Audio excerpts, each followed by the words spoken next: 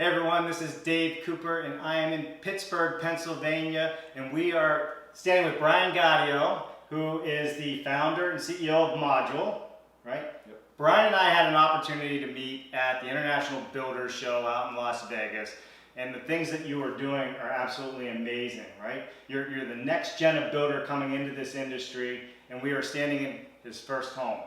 Brian, tell us a little bit about how this all came together and why, and now we're standing here, right? Sure. So I want to say in Vegas, that was February of this year, right? Yeah. So at that point, we were under construction on this house, and we're super excited to have our first home for customer right here in Pittsburgh. You know, our company's based in Pittsburgh. I'm from Pittsburgh originally, and we've got so many vacant lots in the city. There's almost 30,000 of them. So there's a lot of opportunity for us to do modular prefab on an infill basis. So this house was really fun. I mean, our first customer is an early adopter, right? You talk about innovation, you need to find a first client who feels that way. So they actually had their own startup company. They went through the same incubator program that we did when the incubator started. And they built this house for their parents. The parents are getting older and they're looking to downsize, and they wanted a 1-bedroom, 1-bathroom, single-story living. And they actually, our clients live just right across the street, right over here through this window, in their own house. So they bought this property, and the intent was aging in place for their parents. And so we came to them, said, let's do it. Let's work on this super tight infill site. It's only about 22 feet wide, this lot. And so offsite was the way to go. And we hit some really great energy performance numbers on this first house. And honestly, it was a great learning experience for us too. Yeah, I'm sure. So how many square feet is this house? House is 880 square feet. 880 square feet.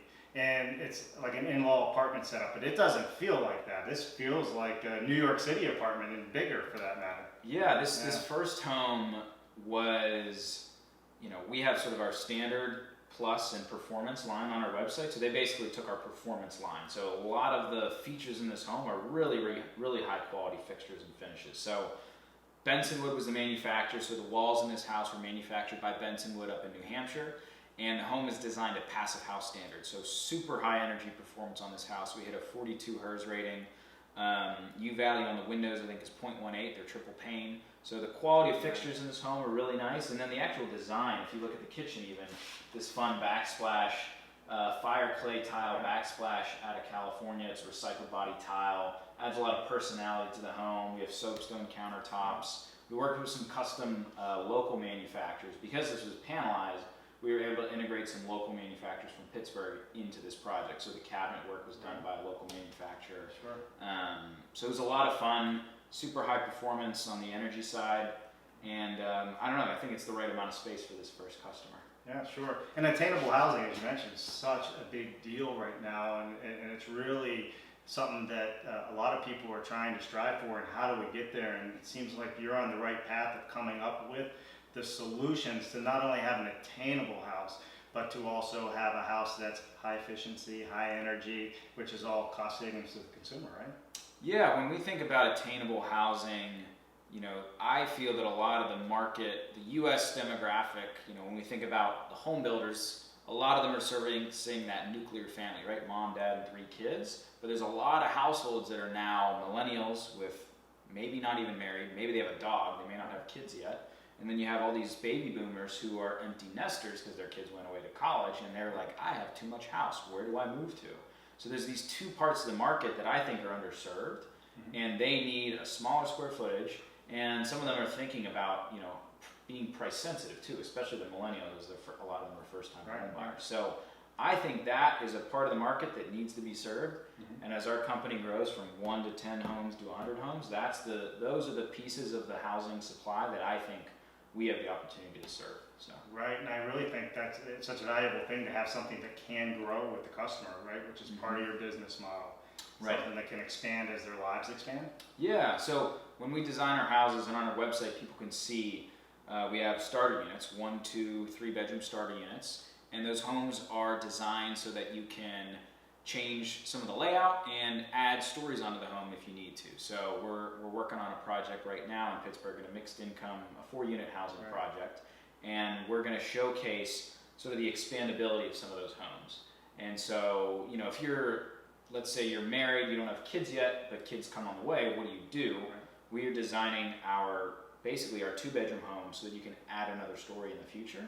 And we'll be showcasing that on this next project, which we're really excited to do. So we'll be documenting that with video and some other things. Right, and that's not too far away, this next project. No, it's a couple blocks down the road.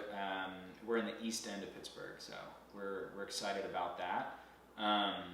But I think a lot of customers, when they come to our website, they're coming to us because they are looking for a better designed home, and they can't see themselves living in the product that a lot of the other builders are putting out there. Right. And so we hear that over and over again. And I think to craft a business around that pain point is going to be a really, really, it's going to be a large business, I think, over the next 10 years to 20 years. Right, and that's where you see yourself really fitting in as this ramps up.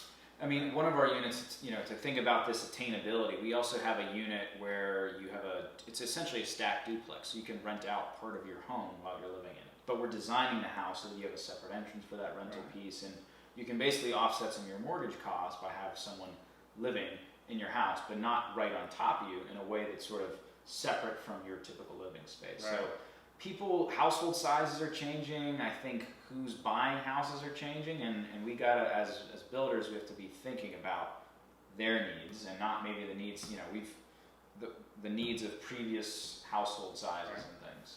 So you're really hitting on a bunch of things, right? You're hitting on one, offsite, which is a sustainable practice of building to begin with. Millennials are very much more in tune with the environment and being cautious about how they do things versus past generations. You're building energy efficient homes, right? Mm-hmm. And you're working in communities to help better the neighborhoods. I mean, that's a whole lot of initiatives to take on, and I think it's admirable. Yeah, it's a lot, and as an early stage startup company, you have to figure out what is our focus, right? Because there's so much of the housing industry that needs fixed, and if we try to do all that and serve everything to everyone, then we would probably not enough hours in a day. So our challenge, with this first house, this is what we call our minimum viable product, right? It was the very first house for our very first customer, and we thought, what is their particular need? Is this house that we're standing in the product that we're going to sell thousands of times to thousands of different customers? No, but it was the minimum viable product for us as a builder and a startup to get our first project off the ground. And so I think we have to think, kind of in these step value functions. Right. So we're proud of this house, and we actually have been opening it. What's fun is because our client, they built their own company, they understand the startup story.